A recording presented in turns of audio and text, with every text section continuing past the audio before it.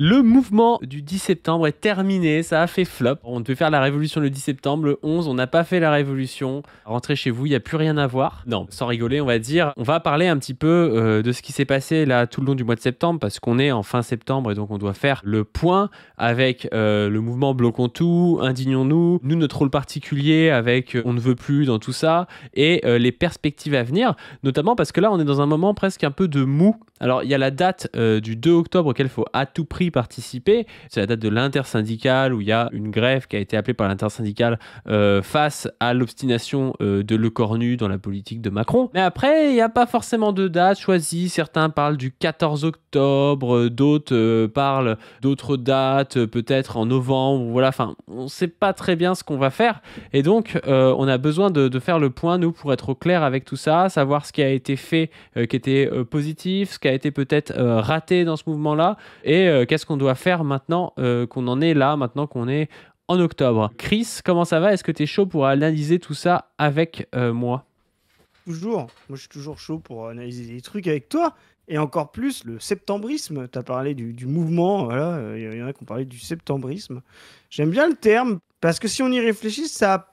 Bah oui, effectivement, on s'est pas réveillé avec un autre monde. Il faut arrêter, je pense, de doumer là-dessus parce que je sais pas si déjà des gens dans l'histoire se sont déjà réveillés avec un monde la veille et un autre le lendemain. Donc c'est un peu cet imaginaire révolutionnaire qu'on a autour du grand soir, ou aussi parce qu'on regarde l'histoire des autres générations, tu sais, sur très peu de minutes, nous, dans les livres, ou voilà. Oui. Alors qu'en fait, bah, c'est des années, plusieurs jours. Je pense que plein de gens se sont réveillés le 15 juillet 1789 en croyant, et c'était le cas, hein, que rien n'avait changé, hein. Et pourtant, pour nous, 200 ans après, tout a changé après ça. Pareil pour la nuit du 4 août.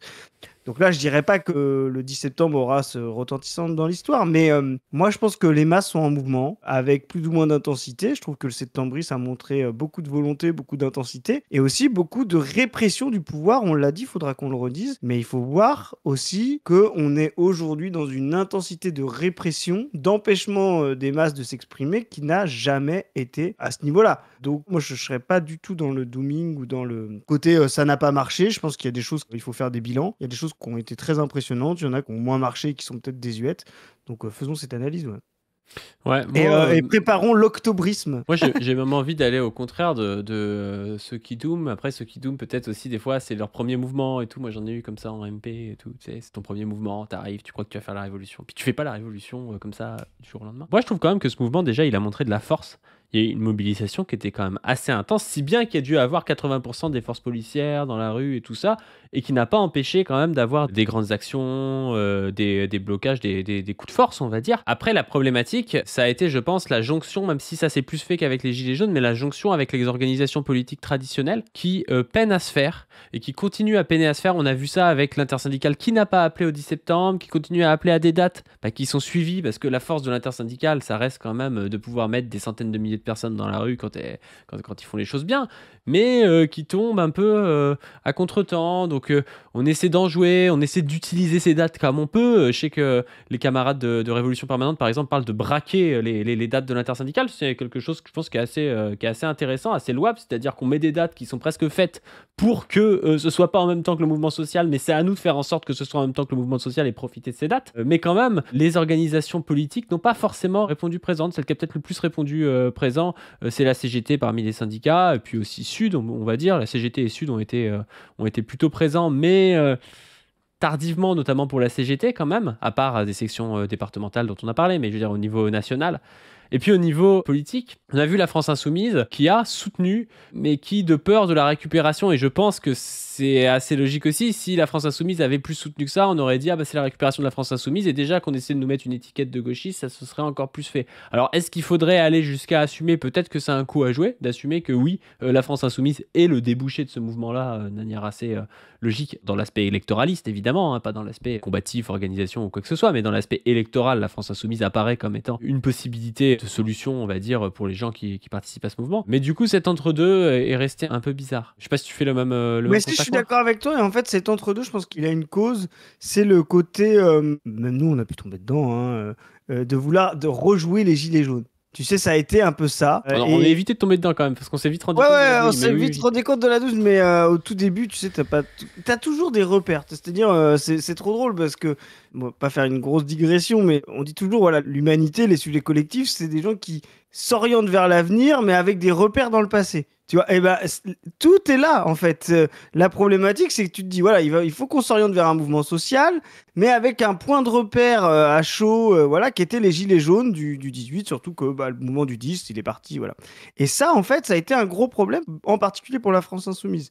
C'est-à-dire que là où elle n'y a pas été, elle a été très frileuse pendant les Gilets jaunes, ça, elle a pris la mesure de ça, elle dit, on va surtout pas reproduire ça. Mais en même temps, elle ne l'a pas assumé vraiment, donc elle est restée dans une position de on soutient, mais on prend pas de leadership à aucun moment. Voilà, comme tu dis, c'est entre deux qui est resté. Et pareil pour l'intersyndicale, ils n'ont pas été aussi méprisants que pouvait l'être Martinez à l'époque des Gilets jaunes. Vraiment, faut se rappeler de Martinez qui ne voulait même pas défiler à côté des Gilets jaunes. C'était vraiment, il faisait des cortèges à part. Enfin, c'était grave quoi. Mais en même temps, il n'y a pas eu ce que nous on appelle de nos voeux, c'est-à-dire de se dire mais comment on met les forces matérielles concrètes des partis, des organisations syndicales au service des masses. On a eu quelque chose qui a essayé de se joindre, qui s'est rencontré un peu timidement, tu vois, mais aussi par peur de l'aspect médiatique. Et en fait, je pense que c'est l'erreur absolue. Et je pense pour les prochaines fois, s'il y a des mouvements comme ça qui démarrent un petit peu là, n'ayez pas peur de ce que vous êtes, si vous êtes une organisation syndicale, si vous êtes une organisation politique, d'aller déstabiliser le pouvoir, etc. N'ayez pas peur de prendre le lead, n'ayez pas peur de faire votre stratégie à l'intérieur. Ce n'est pas un problème. Parce que là, la problématique, c'est qu'un peu tout le monde s'attendait. Tu vois, tu voyais un peu la FI qui disait « Oui, mais nous, c'est à l'appel des comités citoyens. » Et puis, les comités citoyens qui disent « Oui, mais on a besoin quand même qu'il y ait les syndicats. » Tu vois. Et tout le monde s'attend, et à la fin, bah, tu sais, quand tout le monde s'attend, bah, ça part vraiment pas, ou ça part, voilà. Et je pense que c'est ça, c'est cette hantise des Gilets jaunes, alors que, et c'est ça qui est très intéressant, alors qu'en face, eux, ils ont bien compris la leçon des Gilets jaunes. Et ça, c'est le truc qui peut faire doumer les gens du mouvement, etc. Les Gilets jaunes avaient, en 2018, profité d'un moment de retenue, presque de protection de la violence policière et médiatique. Au départ, ouais. Au départ. Après, mais au départ. Au départ. C'est vrai que ça démarre le 17-18 novembre et t'as 15 jours avant le premier épisode, acte 1, tu sais. Les grandes gueules étaient pour les gilets jaunes, les push à dos étaient pour les gilets jaunes. Il y avait tous les médias qui venaient parler des gilets jaunes, qui faisaient des reportages. Il y a François Ruffin qui a fait un film. On attend le film sur septembre de François Ruffin. Je ne pense qu'il n'arrivera pas. Hasard? Je ne crois pas. Et la police qui a laissé littéralement pendant 10-15 jours des ronds-points. Moi, j'en avais à côté de chez moi. Je pense que toi aussi, vu les territoires où tu habites. Des ronds-points s'installer, se maintenir. Ce qui faisait que c'était des lieux où des gens qui n'avaient pas participé au 17 novembre, mais qui, entendant parler de ça, pouvaient aller voir, ça donnait une permanence politique. Là, ce qu'ils ont fait, en fait, c'est qu'ils ont tout de suite empêché ça. Et ils ont empêché la permanence politique qui s'est créée entre mi-novembre et début décembre, par la violence, par la répression, enfin voilà, le canon à eau tout de suite, etc. Ce que n'ont pas vécu les Gilets jaunes et que personne ne revivra. Et ce qu'il faut comprendre ça, c'est que, je vais faire une phrase clouscardienne, les Gilets jaunes ont été possibles car ils ont été permis. Donc, il va falloir créer un mouvement aujourd'hui qui ne sera plus permis. La stratégie des Gilets jaunes ne peut plus fonctionner. L'événement Gilets jaunes peut rester un moment fédérateur, un moment mobilisateur, tu vois ce que je veux dire, comme la nostalgie peut des fois être une force révolutionnaire, mais il ne faut surtout pas recapter les stratégies, qu'elles soient attentistes, etc., parce qu'en face, le pouvoir, lui, a très bien compris quel était le problème des Gilets jaunes, c'est de ne pas avoir tapé tout de suite. Là, au 10 septembre, au 18, ils ont tapé tout de suite, et ils feront toujours ça. Donc maintenant, il faut s'y préparer. D'autant qu'au vu de la force qui a été montrée dès le 10 septembre, avec, je vous le rappelle, un niveau de participation équivalent aux plus grosses manifestations des Gilets jaunes alors qu'on était en semaine, on pourrait s'attendre, avec aussi l'expérience des Gilets jaunes qu'avaient les gens et la capacité peut-être de structuration qui était un peu supérieure, avec des gens qui étaient un petit peu plus expérimentés. Si la police et si l'État avaient laissé un peu plus faire comme avec les Gilets jaunes, en fait, ça aurait été beaucoup plus radical, beaucoup plus vite, je pense. Mais ça n'a pas eu lieu, et ça montre une chose, c'est la nécessité de l'organisation pour pouvoir permettre que ces choses continuent. Nous, ce qu'on a fait avec On ne veut plus directement, quand on a lancé les boucles Telegram, quand on a lancé les binômes avec les groupes de 15, vous savez, on vous en a parlé plusieurs fois, on disait aux gens, voilà, vous élisez un binôme paritaire avec un groupe de 15 personnes minimum. Et puis on vous envoie du matos et tout. L'idée aussi qu'on avait derrière la tête, c'était de faire de l'organisation politique aux gens. Quand on est 15, en général, c'est pas nos amis, notre famille, quoi. On a des gens qu'on connaissait pas avant le 10 septembre, qu'on connaît maintenant, avec qui on va aller afficher, avec qui on va aller faire des actions et des choses comme ça. Et l'idée, c'était de se structurer rapidement, parce que justement, nous, on avait cette peur que, comme pendant les Gilets jaunes, il y ait un coup de force un coup, et qu'après ça retombe et qu'il n'y ait pas de structure. Et c'est ce qu'on peut reprocher aux Gilets jaunes. Les Gilets jaunes n'ont pas laissé grand-chose. À part le Canard réfractaire et Position Revue, qu'est-ce que les Gilets jaunes ont laissé, quoi. C'est quasiment rien en réalité. Et aujourd'hui, c'est la question qui se pose, c'est la poursuite du mouvement septembriste, qui n'est pas fini, il va y avoir d'autres dates, je pense, des choses comme ça, mais sa poursuite et sa structuration pour pouvoir justement ne plus dépendre du fait d'avoir une permanence publique. Parce que quand vous avez une structure comme ça, vous avez, je sais pas, des boucles Telegram, vous avez les adresses mail des gens, les numéros de téléphone des camarades, des choses comme ça, vous n'avez pas besoin d'avoir une permanence politique tout le temps sur un rond-point. Vous pouvez décider, tiens, tel jour on va aller faire du porte-à-porte, tel jour on va aller sur le marché, tel jour on va aller je sais pas où faire une action, et votre permanence politique, vous la décidez quand vous voulez, et pour la police, c'est beaucoup plus compliqué de vous empêcher de la faire, quoi. Et aujourd'hui, je pense qu'il faut que les gens aillent faire la structuration, parce que la structuration va permettre justement de ne plus dépendre des syndicats et des organisations politiques, mais de pouvoir donner par exemple une date nationale. Là, on a un problème. Nous, on a un camarade dans la brèche qui est dans le national d'Indignons-nous, bloquons tout. En fait, le national d'Indignons-nous, bloquons tout, c'est pas vraiment un national. C'est des gens qui sont là parce qu'ils ont eu un peu de chance, on va dire, d'être là au bon moment. Je vais pas être méchant avec eux, c'est pas du tout grave d'avoir de la chance, mais ils étaient à un moment donné où ils ont récupéré la boucle quand la personne qui avait créé bloquons tout s'est barrée, quoi, en gros. Ils ont récupéré les boucles pour trouver des dates, en fait. Il n'y a pas de prégnance sur les groupes locaux parce que les gens qui sont dans la boucle nationale, en fait, c'est pas des gens élus localement. Et donc, ils pourraient dire ce qu'ils veulent, ils pourraient lancer une date au pif. En fait, ce ne sera pas forcément suivi localement. Ils n'auront pas forcément l'idée, les gens, que ce groupe Telegram de gens dont on ne sait pas d'où ils sortent et qui les a élus ait une quelconque importance sur le fait de donner des dates, quoi.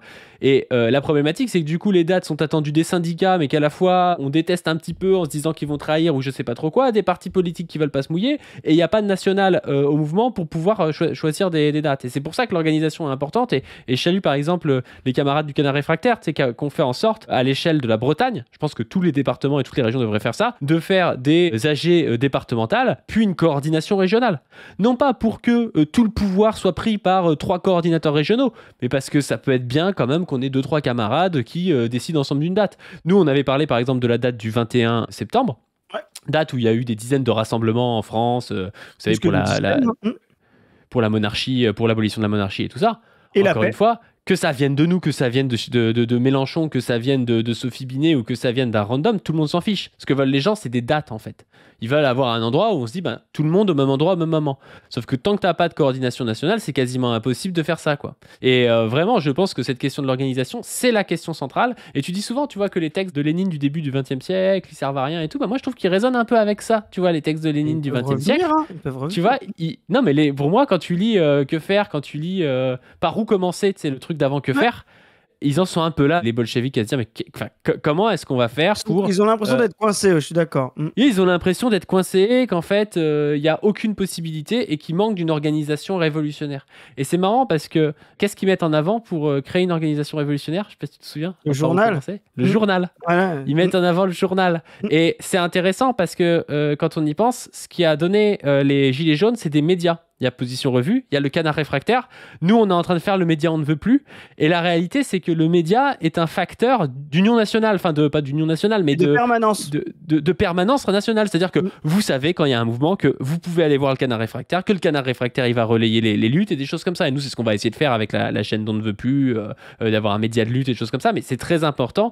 Et ça peut être un premier germe, on va dire, d'unification d'un mouvement, quoi. Parce qu'aujourd'hui, on manque vraiment de ça, quoi. Mais je suis d'accord, et je vais aller, sans te contredire, aller un peu plus loin. Et c'est important, les grands moments. Mais des fois, on est trop obnubilé par ça. Parce que c'est aussi une formation qu'on a, tu sais, des grands moments de l'histoire qu'on a l'impression, c'est une date, je l'ai dit en intro, etc. Ce qui va faire les moments révolutionnaires, c'est justement la permanence. Pas la permanence, comme tu disais, locale ou spatiale, quoi. Tu vois, le fait que des gens continuent les choses au quotidien. Tu as parlé du journal, moi j'ai remonté plus loin que Lénine, j'ai pensé au club pendant la Révolution française, tu vois. Ouais. Moi, des fois, je le vois aussi comme un club des cordeliers, tu vois, c'est-à-dire d'imprimer des brochures, de les distribuer, etc. Moi, si nous, quand on a créé On ne veut plus, j'ai ça en tête, tu vois, d'avoir des gens qui, pas des gros groupes, mais tu vas te dire tout le temps, et c'est ça aussi que les Gilets jaunes, ils avaient créé à un moment donné, les gens, ils s'étaient habitués sur le rond-point machin, dans la zone industrielle machin, de voir du gilet jaune tout le temps, de les voir. Tu sais, à klaxonner, tu te rappelles de ça? Les gilets jaunes, quand tu passais à côté d'eux et que tu voulais les soutenir, tu klaxonnais, tu vois. Mais c'était un peu informel, quoi, comme c'est resté les gilets jaunes. C'est pour ça que, comme tu as dit, ça n'a pas donné. Et ce qu'il faut qu'on arrive à faire, c'est de la permanence. Et nous, quand on a créé, on ne veut plus. Et moi, on en a beaucoup parlé, toi, Zoé, moi. On ne veut plus, c'était ça. C'était de se dire, de toute façon, on ne veut plus, c'est pas on ne veut plus un jour. Ce que dit Lénine, c'est une situation pré-révolutionnaire. Ça se porte sur plein de choses dont on ne veut plus et ça va se porter sur plein de temps. Et ce qu'il faut qu'on arrive à faire, effectivement, c'est cette permanence-là de guérilla. Oui, il y aura des grands moments où, comme tu dis, Chris a prôné la clandestinité maintenant pour faire plaisir aux gonzalistes. Non, mais quand je dis la guérilla, tu sais, c'est d'être en permanence, tu sais, de harasser un petit peu les choses. C'est à un moment tu tractes, à un moment tu fais une affiche, à un moment tu fais un rassemblement, à un moment tu fais une conférence. Et les médias, ils te servent à ça, tu vois. Les médias, ils permettent d'imprimer, etc. Et moi, je pense que notre mouvement On ne veut plus, on l'a pensé comme ça. Et c'est justement, j'ai envie de dire, paradoxalement, c'est moins pour les grandes dates, parce que ça, comme tu l'as dit, on va pas en être propriétaire et moi, je serais très content que la CGT, l'AFI, Révolution Permanente se mettent d'accord sur une grande date et nous, on est tout petits, donc on s'en fout.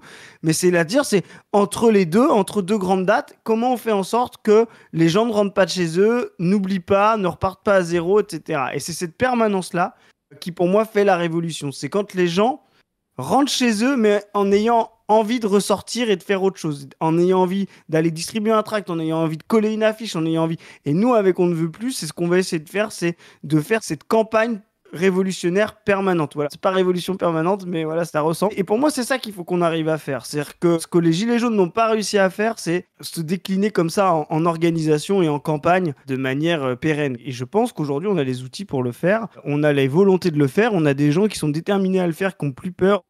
Je vais prendre une autre analogie, j'ai parlé de guérilla, mais c'est aussi le mouvement de la résistance. Je vais vraiment tomber dans la clandestinité gonzaliste. Hein. Mais tu vois, la résistance, moi, c'est quelque chose que je connais très bien, qui m'a passionné quand j'étais jeune. Mais c'est aussi ça, la résistance. C'est à un moment, ça existe, c'est très diffus, tu sais, au début de l'occupation française, etc. C'est très difficile. Mais tu sais qu'il y a un réseau qui est là. Petit au départ, mais tu sais que tu peux le rejoindre. Et quand tu lis les lettres des résistants, que ce soit Roll Tanguy, ou que ce soit Jean Moulin, ou que ce soit Caracalla, ou Daniel Cordier, etc., tu vois, la première des tâches des résistants, c'était de faire en sorte que le réseau soit permanent.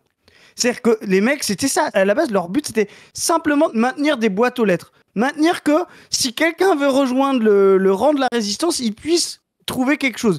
Ils faisaient rien, ils n'avaient pas de moyens, rien du tout, ils faisaient aucune opération, mais que si quelqu'un se réveille en se disant ça peut pas durer, il puisse rejoindre quelque chose. Et ben ça, c'est la première tâche d'un parti et d'un mouvement révolutionnaire, et c'est ce que nous on essaye de faire. Voilà. Ouais. Je reviens sur les clubs parce que c'est un truc assez intéressant d'ailleurs pendant la Commune aussi, où il y a eu des clubs qui ont été très investis par les gens qui étaient là depuis la Révolution française. Enfin voilà, ça a toujours été des lieux justement de permanence d'une certaine idéologie et pratique contre-culturelle presque, contre la société telle qu'elle est. Et c'est des choses qu'il faut arriver à faire vivre et qu'il faut arriver à faire perdurer. Et la problématique aujourd'hui, c'est que en fait dans les partis, et ça, on peut critiquer tous les partis, même un parti qu'on aime bien comme la France Insoumise. La plupart des partis aujourd'hui sont structurés sur la question de l'élection et pas sur la question de la vie en commun et de développer une contre-culture. Tu vois. On en parle souvent avec notamment le PCF et notamment la CGT des années 40-50, mais à un moment donné, en France, tu pouvais presque trouver une nouvelle forme de société à l'intérieur même d'organisations politiques et donc à la fois te politiser et vivre. Et pas seulement aller coller 15 jours parce qu'il y a Mélenchon qui se présente. C'est-à-dire, c'est pas vraiment la même chose, mais c'est très bien d'aller coller pour Mélenchon, c'est pas le souci. Mais il y avait cette possibilité-là. Je pense que un des débouchés de ce genre de mouvement, ça doit être justement d'arriver à ce que des gens par rapport à leur localité, encore une fois, c'est très compliqué de dire comme ça, là, nous, dans notre fauteuil, de dire ce qu'il faut faire à chaque endroit. En fait, chaque personne peut trouver ce qu'il peut faire à chaque endroit, déjà ce qu'il sait faire, ce qu'il a envie de faire et tout ça. Mais de retrouver des formes comme ça de commun, de collectif, d'organisation, qui portent en elles-mêmes des choses en partie révolutionnaires, quoi. Alors, il y a l'idée aussi de l'organisation un peu des doléances, comme ça, pour déjà demander un peu à ses concitoyens qu'est-ce qu'ils veulent, à quel endroit. Il y a des endroits où, je sais pas, ça peut être dans les quartiers populaires, peut-être que vous avez besoin de gens qui font du soutien scolaire, des gens qui font je sais pas, du sport gratuit ou de la santé, hein. On sait que par exemple le Parti des travailleurs belges s'est pas mal formé sur un collectif qui s'appelle Médecine pour le peuple, de santé pour les gens. Alors c'est peut-être moins nécessaire en France étant donné qu'on a quand même la Sécu, mais bon, je pense que dans les quartiers ou dans les campagnes c'est quand même nécessaire. Et puis il y a des endroits où c'est peut-être pas du tout la même chose et les gens ils ont peut-être juste besoin d'éducation populaire dans le sens culturel ou des choses comme ça. Bref, il faut voir ce que chacun peut apporter, mais ces collectifs-là et cette restructuration de petits collectifs, c'est justement ce qui à terme, je pense, nous fera gagner des élections. Et là, il y a une problématique, c'est que les partis électoralistes, eux, ne visent un peu comme des startups qu'à court terme sur des élections, sur qu'est-ce qu'on peut faire pour faire augmenter nos scores électoraux à court terme. Sauf qu'à long terme, si tu veux transformer des gens, si tu veux qu'un gamin de 14 ans, il devienne communiste parce qu'il est allé dans un club de boxe qui était financé par la CGT, parce qu'il a rencontré des CGT dans le club de boxe, les choses comme ça, et ben il faut bien qu'à un moment donné, il y ait des gens qui tiennent un club de boxe et pas qu'ils soient en train de coller des affiches, quoi. Ça, c'est vraiment quelque chose, je pense, qui devrait être un débouché aussi de ce genre de mouvement et des collectifs qui vont se créer dans ce genre de mouvement. C'est des collectifs d'entraide, à la fois d'éducation populaire, de trucs de nourriture, de santé, de soins, de sport, à l'échelle locale, quoi. Surtout que l'État se délite, donc en fait, on va en avoir besoin concrètement et matériellement. Voilà, t'as tout à fait raison. Bah oui, carrément, carrément. C'est pour ça que nous, on a un petit peu vadrouillé, on va dire. Alors, on a fait On ne veut plus, on a recruté des gens, même on a recruté pas mal de gens dans la brèche grâce à On ne veut plus, parce que justement, on a rencontré des militants, notamment parmi nos binômes, mais pas que, des gens qui voulaient un petit peu venir nous aider. Et je pense qu'à moyen terme, il va falloir aussi essayer de mettre l'accent sur ces actions qui sont des actions qui sont oubliées. Alors, c'est aussi ce qu'on voulait faire avec la fédération et ce qu'on fera aussi, faire rejoindre ce genre d'association, mais dans une fédération qui peut aider à les financer, à les médiatiser, des choses comme ça, quoi. C'est aussi quelque chose, oui, qu'il faut essayer de pouvoir faire vivre et qui est presque le plus dur parce qu'en fait, c'est un peu ingrat, quoi. C'est quelque chose qui rapporte pas directement. C'est quelque chose que tu peux pas décider comme ça en claquant des doigts de loin, quoi. Donc, vraiment, je pense que moi, je vous invite avec vos collectifs à essayer de réfléchir à comment est-ce que vous pouvez vous structurer sur du long terme. Ça peut être une idée en AG. Qu'est-ce que vous serez dans 5 ans, quoi. Si l'objectif, c'est toujours de faire des actions de blocage, qui sont des actions qui sont très bonnes quand il faut les faire à un instant T, mais peut-être que ce ne sera pas possible de le faire encore dans 5 ans et que les gens n'auront pas la déterre dans 5 ans. Par contre, penser court terme, moyen terme, long terme, ça paraît être quelque chose de logique. C'est très dur à faire quand on a la tête dans le guidon, mais je vous invite à le penser, quoi. Mais t'as raison, c'est comme le sport un peu, tu sais. Si on gagne, tout le monde sait ce qu'il y a à faire, tu vois. Ramasser la coupe et puis fêter la victoire. Ça sert à rien de se projeter là-dedans. En tant que supporter, etc., chaque fois que j'ai maintenant, j'ai un peu vieilli, mais j'ai vécu des moments comme ça et je compare souvent les moments politiques aux moments sportifs parce que tu sais, tu t'investis collectivement dans une espèce de bataille qui te transcende où il y a une partie de toi. Enfin, moi, je pourrais en parler longtemps. Et voilà, et moi, demain, s'il y a, je sais pas, la France en finale de Coupe du Monde ou le FC Nantes en finale de Coupe d'Europe, bon, il y en a une qui a plus de probabilité que l'autre. Mais bon, bref. Déjà, vive la Coupe de France, frérot. Ouais, voilà, c'est ça. On l'a gagné il n'y a pas si longtemps. Contre Nice, j'en profite à dire un coucou à Paul Elec, supporter de Nice. C'est nous qui l'avons. Mais bon, bref. Et donc, moi, ce qui m'obsède quand je sais que dans 5 jours, déjà, quand demain, il y a la finale de la Coupe du Monde, pendant 5 jours, je sais qu'elle est dans 5 jours. Pareil que pour les dates dont tu parlais, je vais y penser toute la journée, quoi. Pendant 5 jours, qu'est-ce qui va se passer, etc. Et ce qui va m'obséder, c'est qu'est-ce que je vais faire si on perd? Tu vois, c'est dans quel état je vais être si on perd? Comment je vais me remobiliser? Comment je vais repartir? Comment je vais faire en sorte de pas déprimer, etc. Et c'est du foot. Là, en plus, j'ai pas les clés du truc, tu vois. Mais le mouvement politique, ça doit être la même chose. Ce que tu as dit, c'est ça. Qu'est-ce que vous serez dans 5 ans? Comment vous faites en sorte de vous maintenir malgré la défaite, quoi? Et cette phrase qui résonne dans tête de Mao, de défaite en défaite jusqu'à la victoire. Il faut que la défaite soit un chemin. Ça paraît très paradoxal, ça paraît extrêmement peu mobilisateur, mais effectivement, la défaite doit être un chemin. Ce qu'on apprend dans le sport quand on supporte une équipe, c'est d'apprendre la défaite, en fait. Je vais faire un petit jeu de mots, un petit calembour pour eux, mais la victoire, on la prend, et la défaite, on apprend. Voilà. Et ben, ça doit être la même chose pour la politique. Et ça, comme tu dis, ça demande de la permanence et de la structuration. Si à chaque fois on est obligé de répéter des cycles, si à chaque date on est obligé de retrouver des nouveaux camarades, de remettre en place des nouvelles formations, de remettre en place des nouvelles actions, s'il n'y a pas eu le fil entre les deux, on n'y arrivera pas. C'est aussi un. Et juste pour finir, il n'y a pas eu de fil entre les Gilets jaunes et le 10 septembre. Et il y a eu juste cet imaginaire dont on a dit au début qui nous a un peu bloqué, quoi.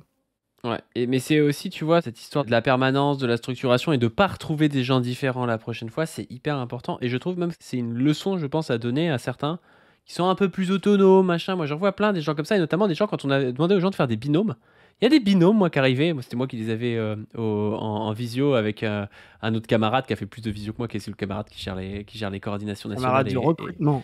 et qu'on salue. Parce que oui, dans les associations remercie. comme la nôtre, il y a des gens qui font du boulot, qui est du boulot un peu de l'ombre, mais qui est ultra nécessaire. Et bref, il y a des binômes qui disaient ouais, mais est-ce que c'est toujours nous les binômes? Est-ce que ça peut pas être d'autres gens? Parce que c'est pas très démocratique en fait que ce soit toujours nous, tu vois. Et en fait, je leur disais, déjà, c'est pas possible parce que nous, on peut pas faire des visios. C'est déjà beaucoup de temps de faire 30 visios, ça te prend 30 heures, tu vois. Donc, c'est beaucoup de temps de faire 30 heures. Donc, si à chaque fois, tu es obligé de redécouvrir une nouvelle personne, c'est long. Et il y a une vision, moi, je pense, qui est dévoyée de l'action politique et de la démocratie, de dire, si c'est 3 fois de suite le même binôme, en fait, c'est une accaparation du pouvoir. Pas du tout. Mais sincèrement, sortez-vous de ça de la tête. Si la personne fait de la merde et en fait profite d'un truc de pouvoir et fait de la merde, ça d'accord, ça c'est gênant pour le mouvement, la personne profite de son pouvoir et tout. Mais si la personne a une délégation de responsabilité par un groupe d'autres personnes et qui fait bien le travail, mais limite, les autres personnes, elles devraient dire c'est super parce que j'ai rien à faire en fait et le travail est fait et le travail est bien fait, tu vois. Et on peut pas penser une organisation politique avec des gens tournant H24.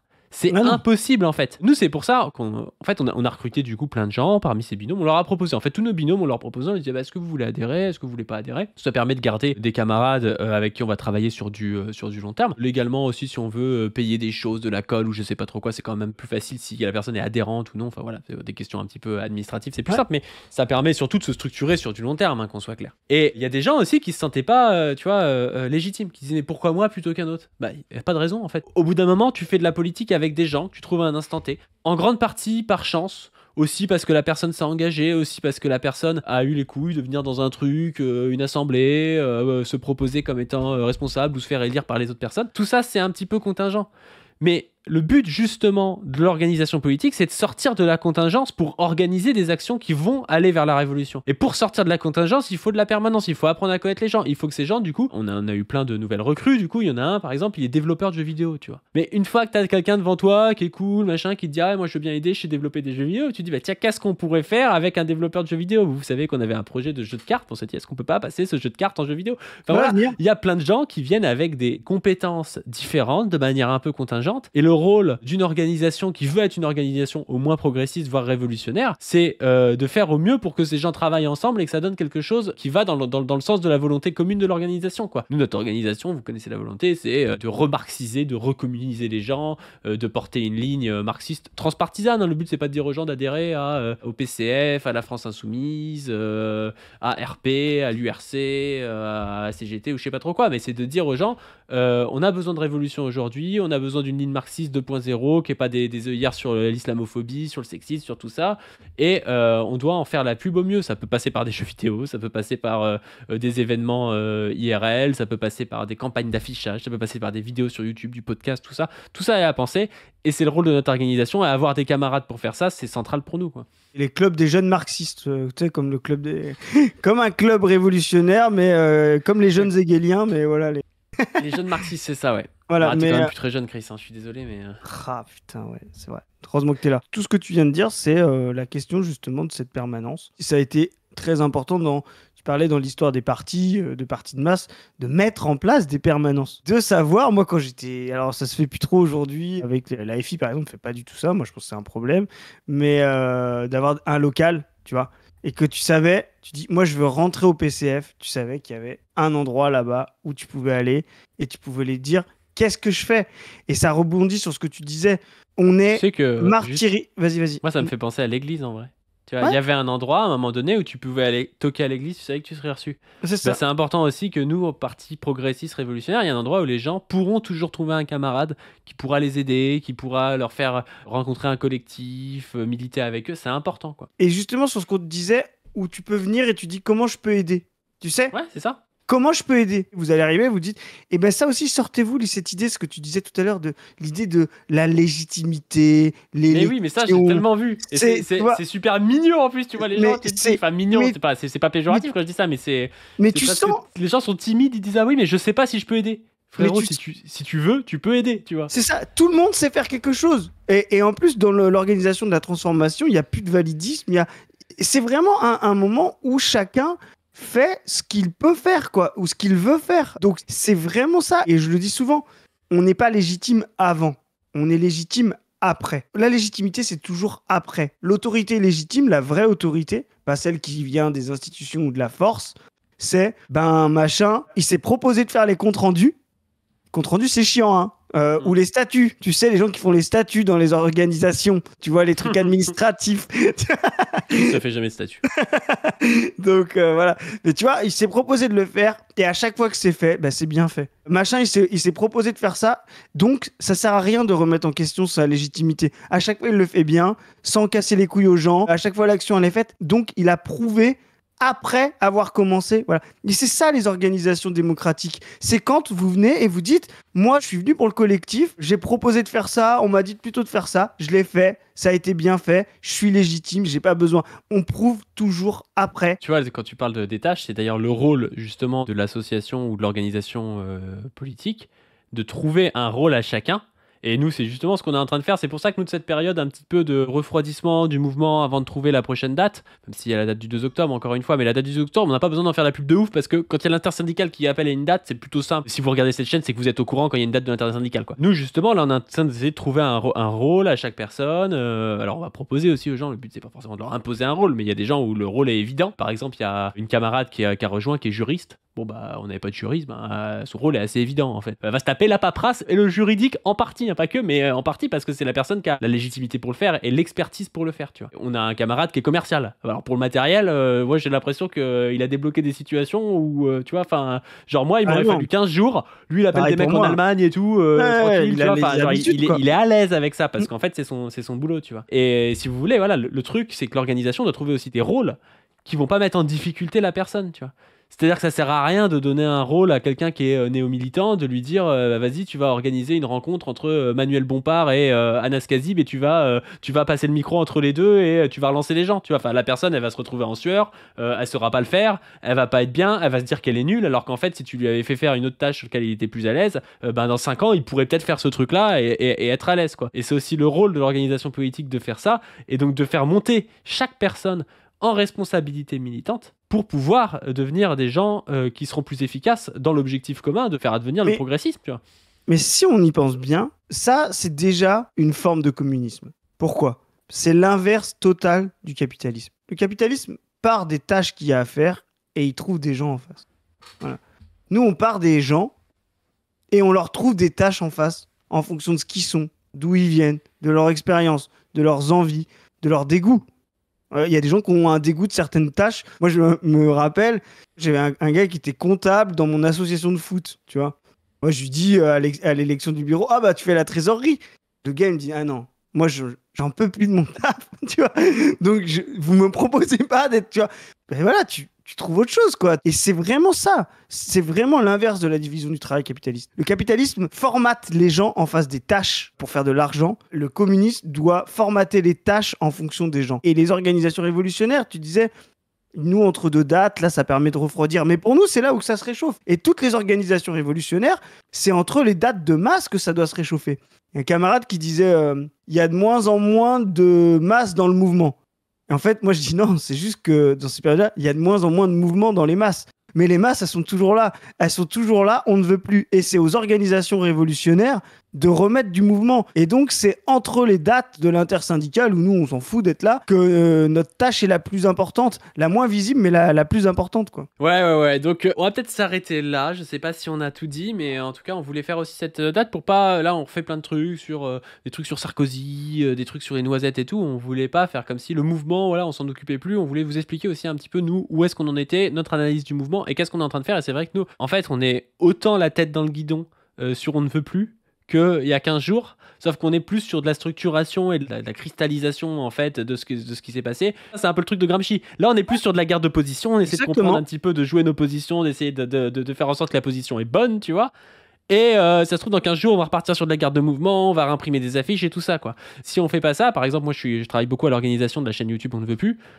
C'est un recrutement quand même qui est complexe, où il faut que chacun à la fois se sente bien dans sa tâche, fasse une tâche qu'il sait faire pour que la chaîne soit quali, que ça puisse se faire aussi dans 6 mois et pas seulement dans 2 semaines, tu vois. Donc il faut trouver aussi des gens qui vont peut-être avoir la possibilité de le faire sur du long terme. Il faut prévenir des gens qu'on va interviewer. En fait, il y a plein de trucs à faire qui ne paraissent pas, et au moment où tu vas sortir une interview, tout le monde se dit ah ouais, en fait c'est là qu'ils s'y mettent. En fait, c'est pas du tout le cas, tu vois. C'est presque avant que ça s'est joué, mais les gens s'en rendent pas forcément compte, quoi. Bref, c'est des choses qui nous occupent pas mal. C'est pour ça qu'on avait envie de vous en parler aussi. C'était très important qu'on en parle, pour bien montrer que nous, on essaye de créer, on l'a toujours dit, un outil qui va servir de point d'appui et de faire des campagnes. Et là, on était dans la dynamique, donc on se met au service des masses. Des événements, voilà. Des campagnes. Mais demain, on va peut-être créer... Ça va être trop bien, hein. Demain, on va peut-être créer nos propres campagnes. Voilà. Demain, on va peut-être décider avec notre collectif d'imprimer des affiches pour parler de la santé. Peut-être une conférence au NVP, un sujet dont on a parlé, je prends ça à la santé, Zoé, elle pourrait faire ça, voilà. Cet outil va essayer d'être ce que tu disais tout à l'heure, un outil permanent pour la suite, un mouvement permanent, un mouvement solide, condensé,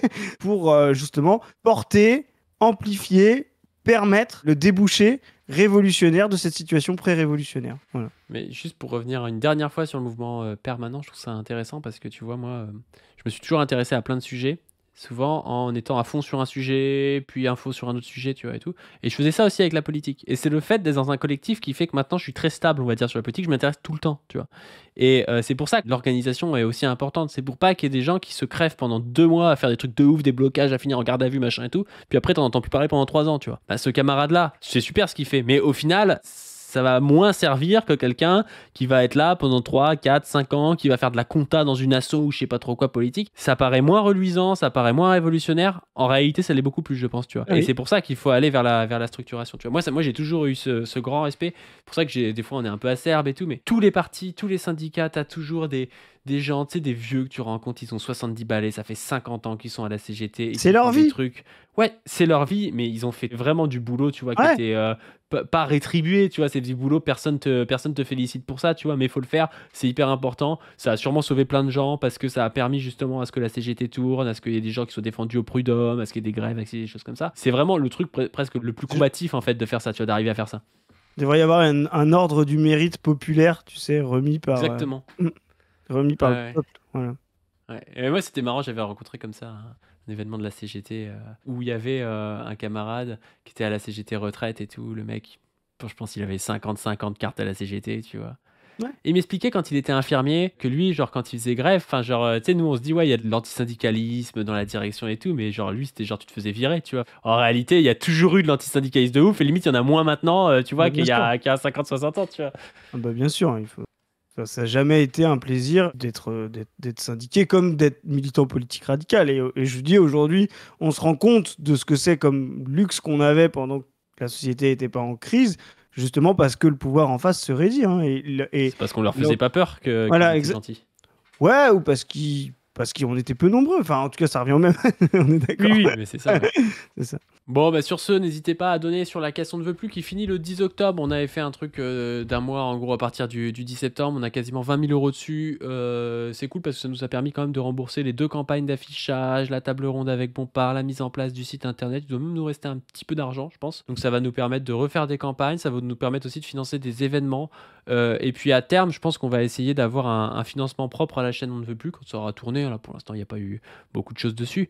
Mais justement, pour pouvoir avoir une équipe un peu solide, on a plusieurs personnes qui nous ont rejoints. Il y a notamment Louise Billan qui nous a rejoint parce que Louise Billan, elle est dans On ne veut plus et elle est journaliste indépendante. Vous connaissez peut-être sa chaîne. Bon, là, elle vient d'arrêter Twitch, mais elle avait une chaîne qui s'appelait L'Insurgé sur Twitch. Elle fait du journalisme, à la fois des articles de blog et puis surtout du journalisme filmé avec des entretiens et des reportages. Elle a une plateforme qui s'appelle Espace et elle va nous aider aussi à faire des entretiens sur la chaîne. Donc, ça va vraiment être un truc assez important. Et justement, à terme, des gens comme ça, où il y a aussi un directeur de production qui nous a rejoint. Il y a des gens, en fait, dont c'est le boulot, qui viennent bénévolement pour essayer de faire vivre ces chaînes. Mais je pense qu'à terme, ce serait quand même cool qu'on arrive à avoir une structure qui puisse rétribuer aussi des gens qui font ça presque en concurrence avec leur propre travail, quoi. Donc, c'est un peu différent de nous ce qu'on fait parce que t'es pas en concurrence avec ton boulot et moi non plus quand on est sur Internet, quoi. Et donc, voilà, c'est pour vous dire les perspectives. On a vraiment cette chaîne qu'on voudrait développer comme étant une chaîne de lutte avec toute l'année des entretiens ou des formats plus courts sur des luttes en cours, des luttes à la fois nationales importantes sur le plan national pour des années à venir ou des luttes très circonscrites sur quelqu'un qui fait grève pendant un mois, qui vient nous parler, nous expliquer la grève et des choses comme ça. On pense que c'est un média qui manque aujourd'hui et qu'il y aurait besoin que ça se multiplie ce genre d'action. Donc nous, on le fait nous-mêmes et on va voir ce que ça donne. Et bref, donc soutenez-nous sur cette caisse si vous le pouvez. Soutenez-nous aussi sur le Tipeee habituel. Abonnez-vous à toutes les chaînes. Et allez voir le dernier numéro de Position Revue. Ça fait partie de la guerre de position, voilà. Faire Exactement. de l'intellect sur. On a failli. Enfin, je dis si tu l'avais pas relancé, j'y aurais pas pensé, mais je sais que je suis un mauvais boutiquier. J'ai écrit l'édito et un article, et il y a des super entretiens, etc. C'est aussi pour vous donner, dans la guerre de position, un petit peu de souffle et de matière pour pouvoir penser la situation pré-révolutionnaire dont on parle. Là, il y a plein de super trucs, allez-y, c'est accessible. C'est pas toujours. Voilà, c'est des articles un petit peu. Ça change les vidéos de la pas du team, mais c'est complémentaire, voilà.